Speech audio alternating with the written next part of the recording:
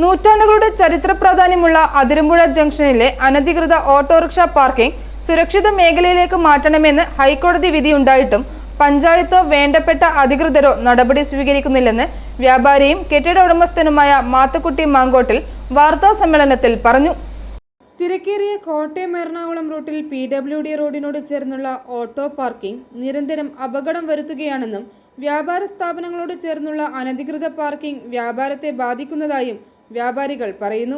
ഇതുമൂലം പല വ്യാപാര സ്ഥാപനങ്ങളും നിർത്തിപ്പോയതായി പറയുന്നു. ഹൈക്കോടതി ഉത്തരവ് വന്ന് 6 മാസമായിട്ടും നടപടി ഉണ്ടാകാത്തതിനാൽ കോടതിയലക്ഷ്യ നടപടികളുമായി മുന്നോട്ടു പോകാനാണ് തീരുമാനമെന്ന് വ്യാപാരികൾ പറഞ്ഞു.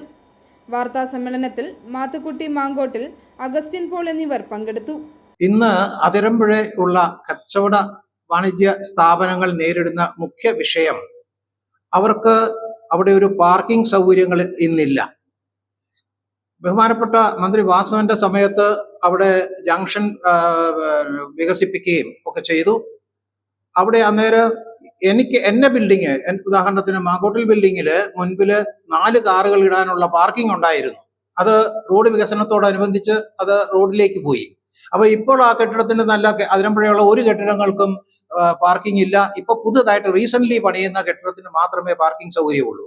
അപ്പോൾ ഇങ്ങനെയുള്ള ഈ ദുസ്ഥിതിയിൽ അവിടെ ഓട്ടോറിക്ഷകൾക്ക്, ഇന്ന് ഓട്ടോറിക്ഷകളെ നമുക്ക് അനിവാര്യമാണ്, ഇന്നിന്റെ ഒരു ആവശ്യമാണ്. അപ്പൊ അവർക്ക് ഒരു പാർക്കിംഗ് സൗകര്യം, ഓട്ടോ സ്റ്റാൻഡായിട്ട് അതിരമ്പുഴ ഗ്രാമപഞ്ചായത്ത് ഉണ്ടാക്കി കൊടുക്കേണ്ട കാലഘട്ടം അതിക്രമിച്ചിരിക്കുകയാണ്. അപ്പോൾ അതിന് സത്വര നടപടികൾ എടുക്കണം.